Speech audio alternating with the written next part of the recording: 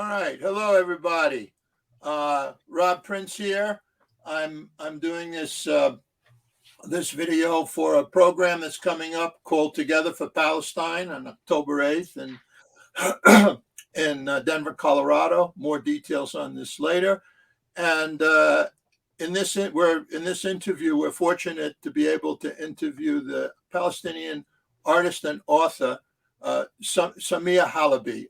At this point, I want to turn the introduction over to Julia Halaby, who is part of the organizing committee. Julia, it's up to you. Thank you. Thanks for having us.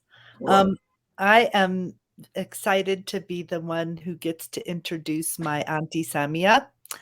Samia is my father's sister and a very important figure in my life.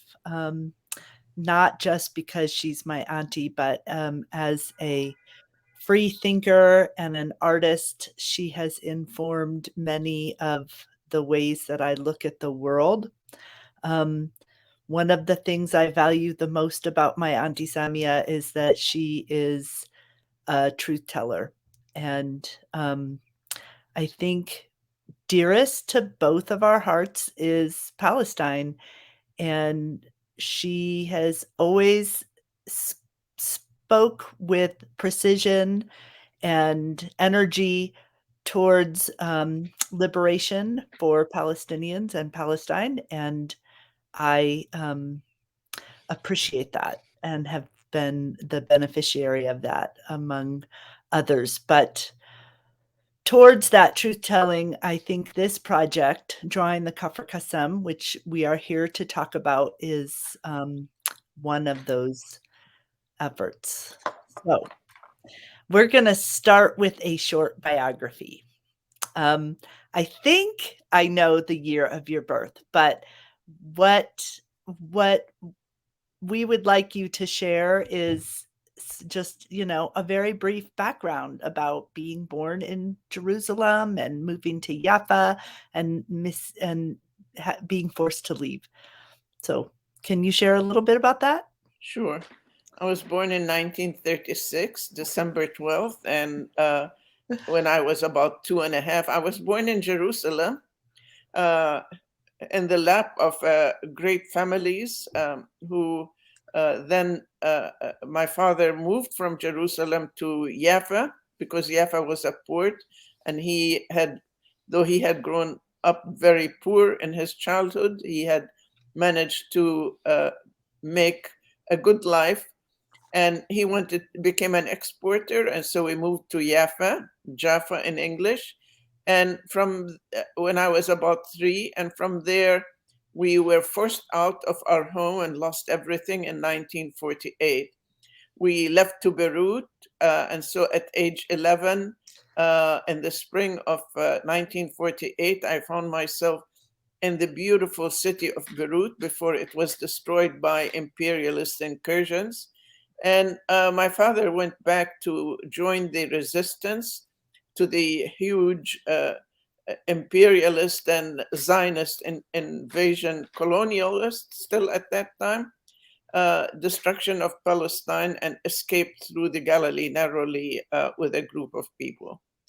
I found myself in the Midwest with meeting a population that was of goodwill, but hugely propagandized and knew nothing about what we were going through. And in fact, as Salman Abu Sitta in his introduction to my book put it, the formation of Israel was presented as a great a human accomplishment, where in fact it was a great human crime. And so people whom I talked to in America on first coming wanted to know something about my background, but basically they didn't. They had their own idea, and anything I told them that was truthful elicited all the propagandistic reactions that were predictable and unpleasant. Anyway, that's a long introduction, Julia. Sorry, I'll be more brief. Go ahead. Well, we're here to talk about the book, Drawing the Ksar Qasem. And again, I would like to reiterate what Rob said, that we are holding an event in Denver on October 8th titled Together for Palestine. And one of the things that we hope to highlight is the patterns that the IDF, the Israeli Defense Forces, have used to depopulate and forcibly remove Palestinians. So is it okay if I'll ask the next question? What drove you to create or do what drove you into this whole project, and a little bit about that project? First of all, it's really a pleasure to meet you, Rob. We saw you for a few minutes in the broadcast, and Julia, thank you very much for. Thank you, and Julia, it's so nice to hear your introduction, and very sweet, and I love you back. So you're very beloved by this generation that came in as immigrants, and I know being the child of an immigrant is always difficult, I'm told. So what drove me to this was the fact that I've always wanted to do something for Palestine in my art, and always did. But I met a young woman who would, in fact, I was putting stories about Palestine on my webpage. And at that time, it was all very new. And there were people reacting to what I was putting. And I wrote stories of individuals, what they experienced. I interviewed a couple of artists and so on. And so a woman calls me, and she could hardly speak English. And she was a Palestinian from Ksar Qasem who had ended up in Germany studying, and eventually came, and we started communicating by email. She was very, very enthusiastic and very committed to her village in Palestine, Ksar Qasem, and which had become a town by then. And she arrived in the U.S. and she visited, and the relationship continued. And so she said, every artist in Palestine has done something about Ksar Qasem. You should do something, and I'll take you, I'll introduce you, da da da da da. And from one thing to the other, I ended up in Ksar Qasem with her. And I was as really blown away, as the expression goes, by what I found. And so I took it up as a serious project, a little more than she expected.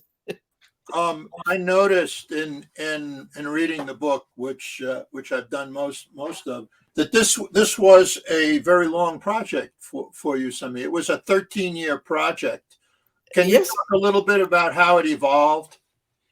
Well, it started with my first visit to Ksar Qasem, which was was before the turn of the century, and then when her introduction was very interesting to the village, and without that introduction, I don't think the village would have accepted me that easily.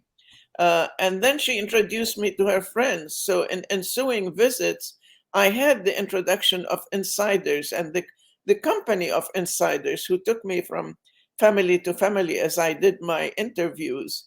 And as I started the drawings, it became very compelling, and their stories became very compelling. And as I get to learn more, and as they accepted me more, I was amazed at the depth of effect that a bad effect or traumatic effect a massacre has on a village, and how long it lasts. It was already nearly on the 50th anniversary. I spent a lot of time preparing a website, which is still up and exists, about the event. And then I kept telling myself this should be a book. And so then I continued my research, and in 2012, I spent the year, almost most of it, doing the final set of drawings expressing the whole massacre. And so then the book came out on the 55th or 56th anniversary, no, 60th anniversary. Was it this? I think 60th anniversary, yes, 2016. From 1956 to 2016, that's 60 years. And so that's when my work on the project ended, but my relationship to the village continued. And I discovered as time went by that they wanted to tell their story, but they were more willing to tell me and more than they were more open with me than they were with the press. They wanted the world to know what happened, but also there was a lot of pain involved in it. It's really difficult to communicate to people who haven't experienced it. The interpersonal, the interfamily issues that come up that are caused by so much pain and so much loss.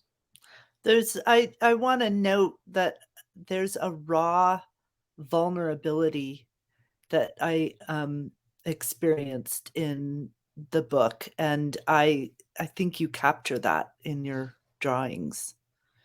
Yeah, and can you talk?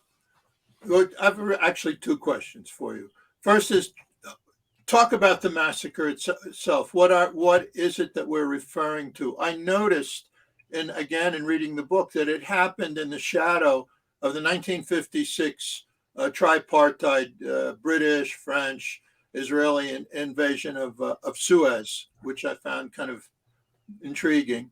But the whole thing about taking a massacre and trying to put it into art and to do it in a way that dignifies the people who are victimized by it, I found that a real challenge, not only for Ksar Qasem, but quite frankly, for so much of the pain and the violence that's going on in the world. It just seems to me to be very, very difficult to kind of break through that. So a very brief history. In 1948, approximately 600 villages and hamlets and towns were destroyed and depopulated. It doesn't mean that all those Palestinians disappeared. They moved into refugee camps or neighborhoods of other towns and so on and so forth. And in 1949, after the 48 massacres, all 77 at the very least of them happened, the Israelis had made an agreement with the King Hussein of Jordan that they would divide Palestine between them. Israel comes in and says, hey, how about you giving me another little slice, which is called the Little Triangle. So the King of Jordan already accepted, and we know that all of the Arab governments have their, what's in the hands of the imperialists, so they can't say no to Israel, which is their baby and their instrument of destruction in the Arab world. So a triangle contained approximately 18 villages, and the Israelis wanted to depopulate them. And thus the massacre in the shadow of the attack on Egypt, they very well knew and intended to depopulate the area by creating a fear and destruction and massacre. And so what happened is at 5:30 in the evening, they arrived in Ksar Qasem and said there will be a curfew at 6 o'clock. Well, by the time the town people were informed, it was 10 to 6. And anyway, all the workers out in the field, there was no way for them to know what was going on, a curfew. So workers arriving home from work, not knowing even that there's a war or an attack on Egypt, were slowly grouped. The Israelis posted themselves at the entries to the town. And as the tired workers arrived, they waited until enough workers arrived, and then they slaughtered them. They lined them up execution style, and with automatic weapons went over them twice. And there were two events that the breakdown of how the events took place was first described by our great scholar Emil Habibi, who described an event out in the northern part of the village, and one in the inside of the city, and 9 that took place along the entry to the town, the main entry, where people coming by foot or by bicycle or in trucks would be returning home from work. And the last of those events was 16 women arriving home in a truck with 2 boys in the back of the truck with the women, and 2 drivers. And after they killed the males, the Israelis decided to shoot all the women. And the women went into a huddle. And in the huddle, they started shooting at them, and the huddle started moving like a circle of people moving as the pain arrived. And one young woman who was about 14 at the time, they all fell over her. She had been injured in many locations, but she survived.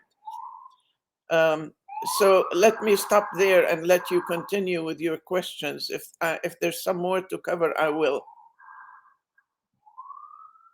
Rob?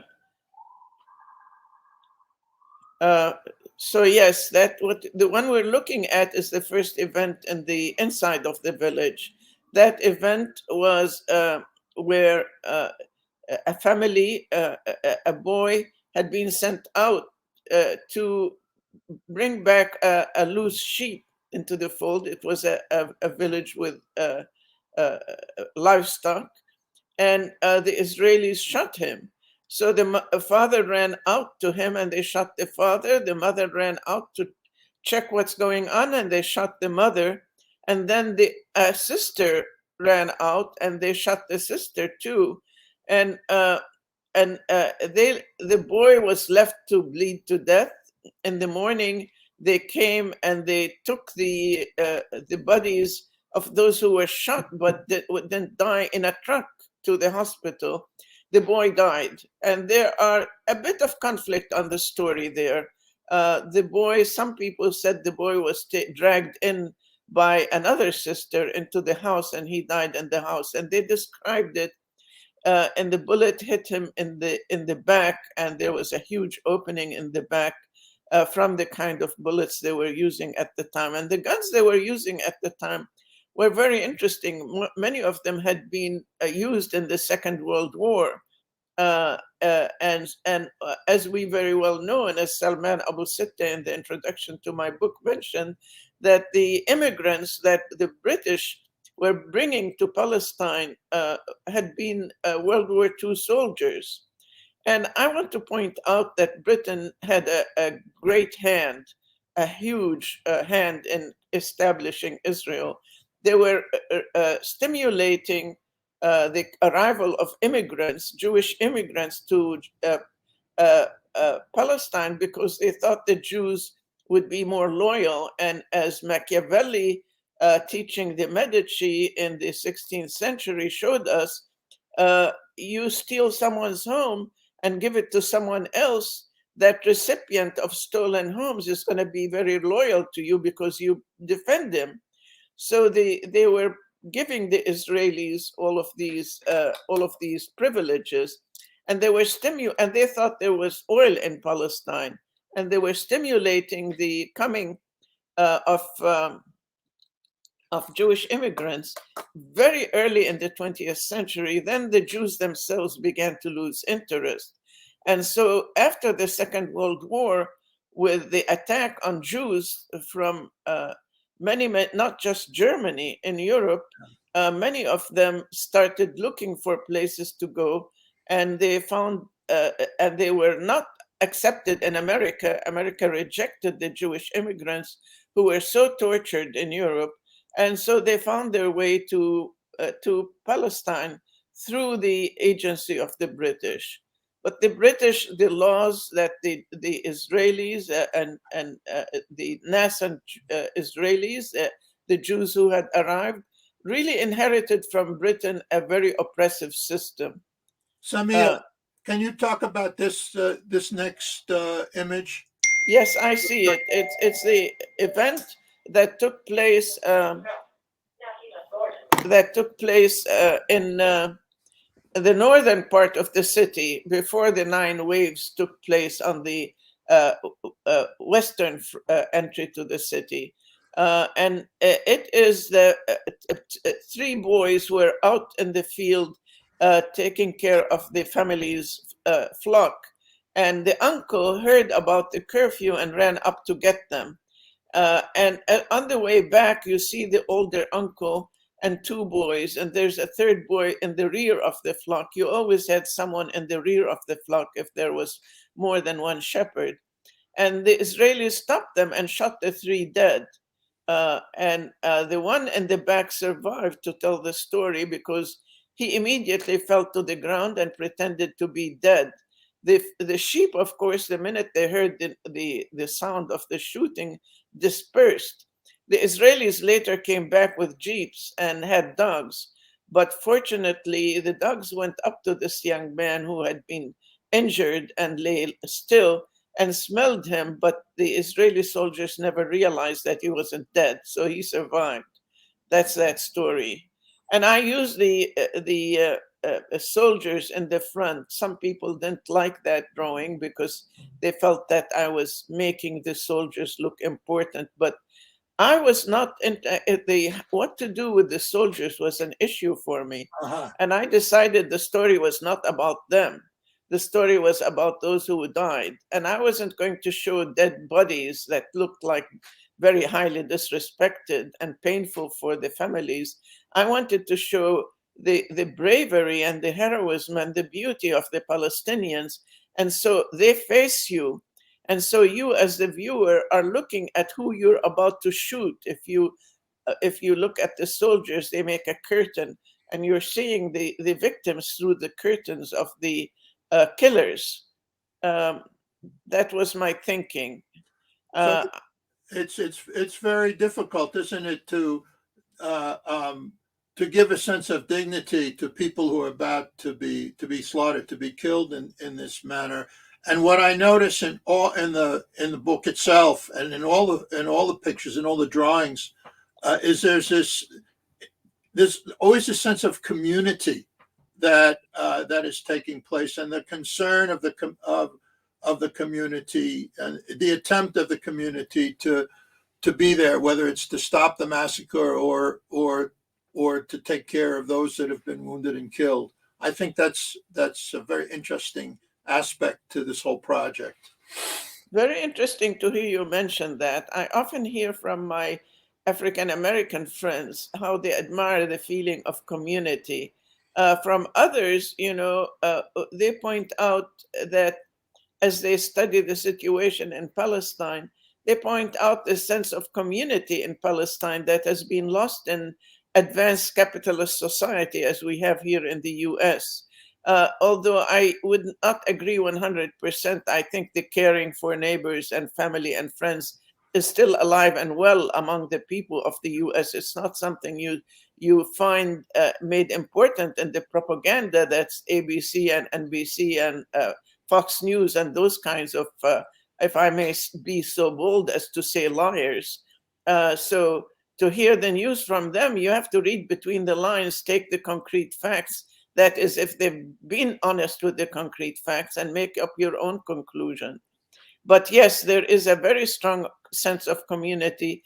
Palestine is not a huge population. Still yet, it's a large population enough. And I want to point out that the Israelis, as much as people talk, oh, they depopulated this, they depopulated that, and they continue, and they've done it for decades.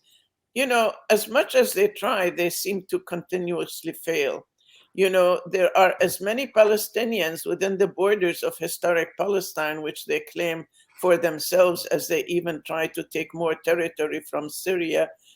And they will, believe me, try to take more territory from Lebanon and Jordan. That's where they're going.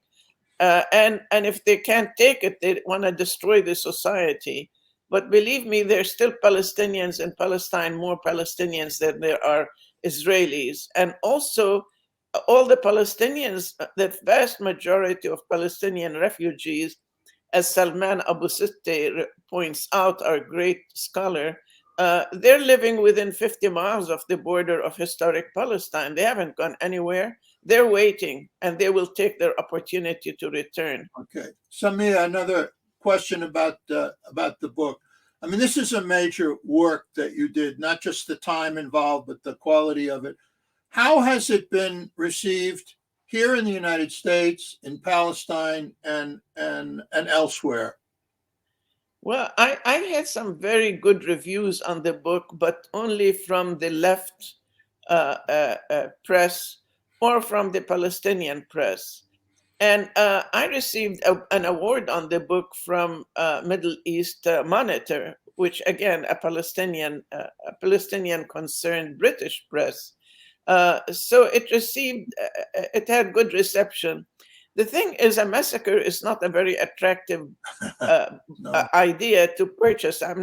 It's not a cookbook or a fiction or a princess fairy tale. So sales were not great. But I felt very important that this is an item of Palestinian history and heritage, and I wanted it to be an example for other people to do similar research. And so I think it will stay. So I've guarded the book. In other words, I demanded from the publisher that I have the copyright to the book, not the publisher. For one thing, if I want to publish it again, I'm totally free to do so. So we had a promise from the Institute of Palestine Studies to translate it to Arabic. And I supported them, and I sent them numbers of copies to sell, but they reneged on me. They disappeared. I guess they got scared. And Rob, you pointed out the Communist Party and its exemplary part in helping the villagers.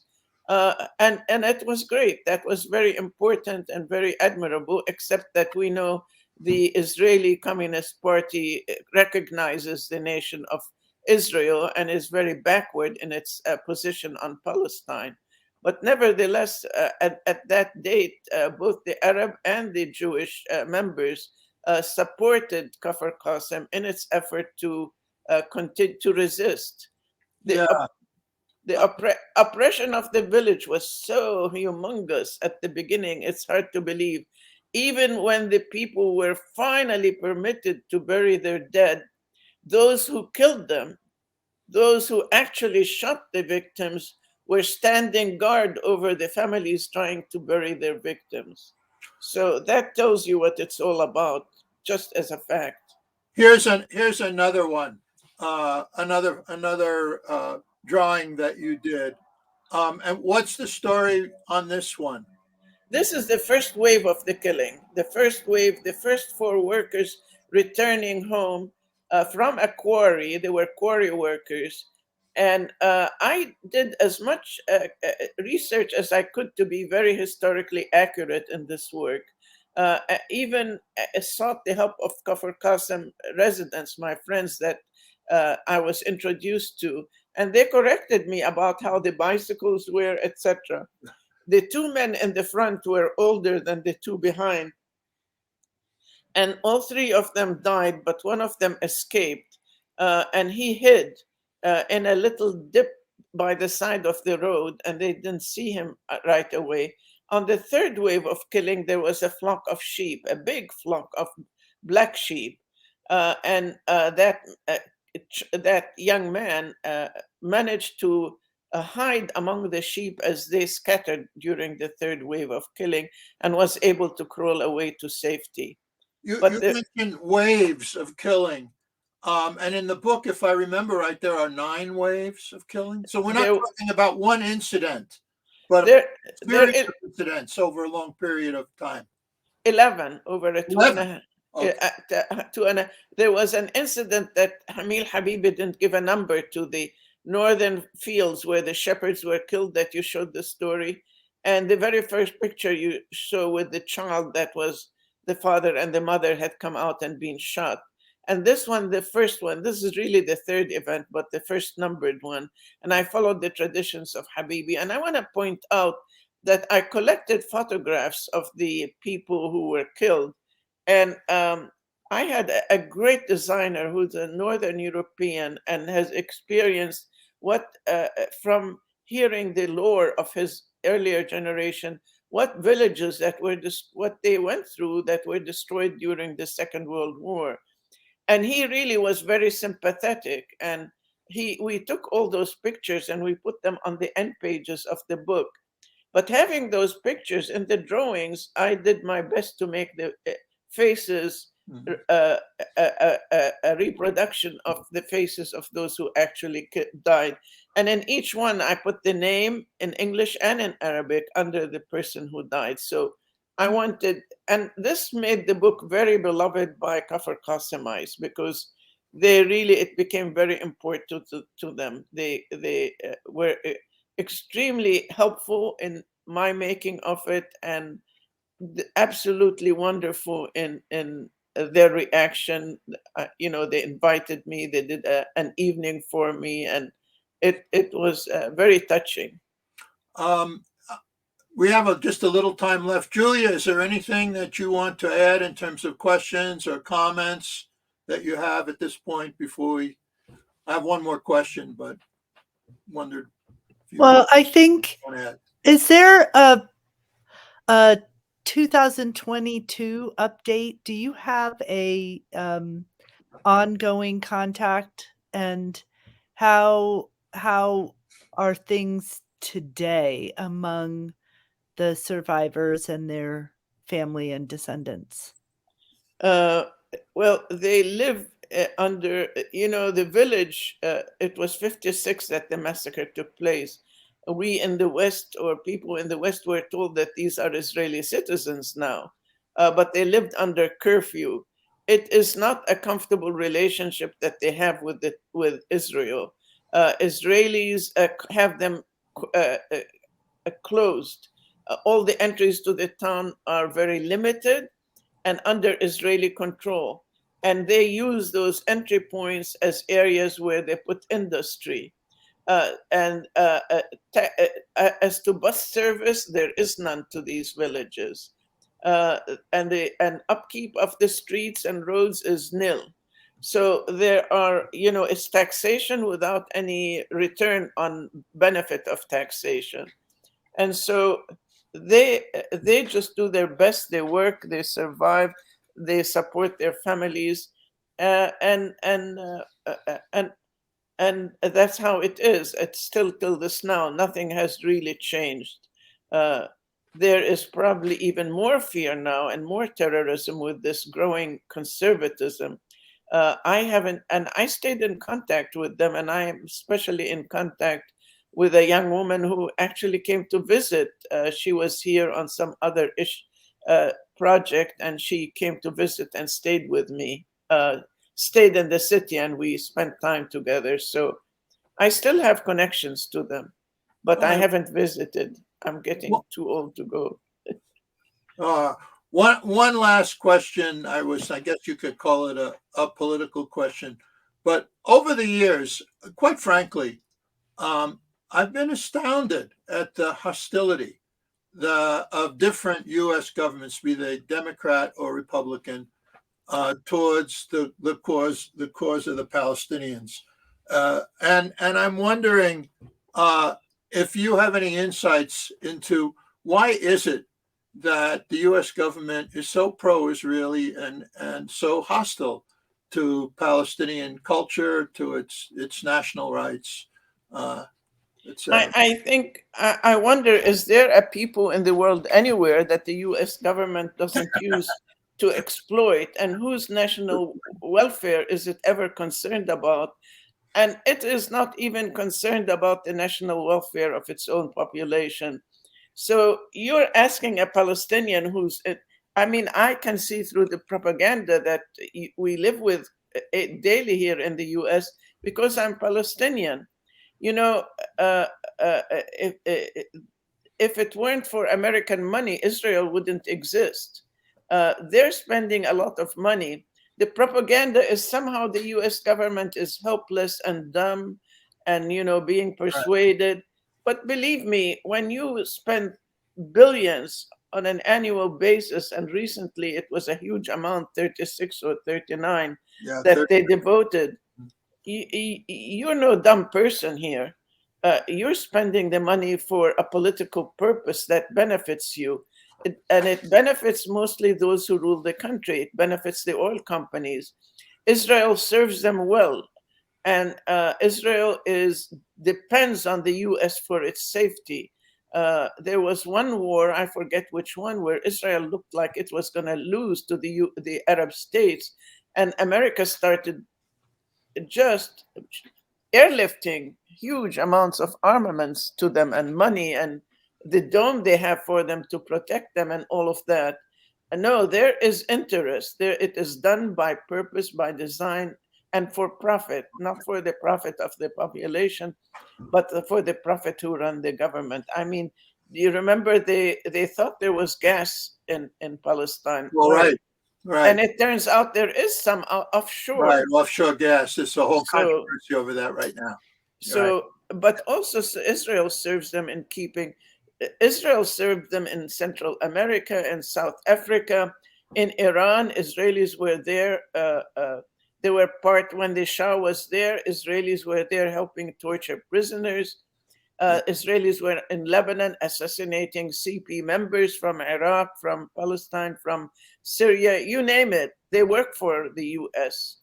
And the US, when they have something they don't want to have within their borders, because there's an enlightened population here, they put it in the Negev. You know, why is there so much cancer in Israel, both for Palestinians and Jews? Because of these nuclear waste dumps that the US. Right.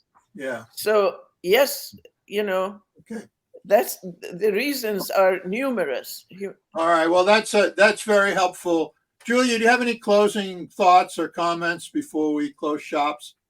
I just want to express my gratitude for Samia Halaby because her contributions to many fields, art being just one of them, are too numerous to name here. And we're really lucky that we got to have this time with you. Thank you for sharing your process. Yes, copies of the book, among other books, a couple others by Samia and another one by her sister, my other auntie, Palestine is Our Home, will be on sale at the Cultural Festival for Palestine on October 8th. Yeah, here in Denver. And this is the book we've been talking about, Drawing the Ksar Qasem Massacre by Samia Halaby. Samia Halaby, thank you so much for the time and for this interview. And hopefully we in Colorado can stay connected to you in the future. Thank you, Rob. Thank you, Julia. And thank you, people, for listening. I wished I knew you all and could talk to you personally. So enjoy. You know, it's a little bit better now. Yes, I do. And I love it. Me too. Okay. Bye. Bye-bye.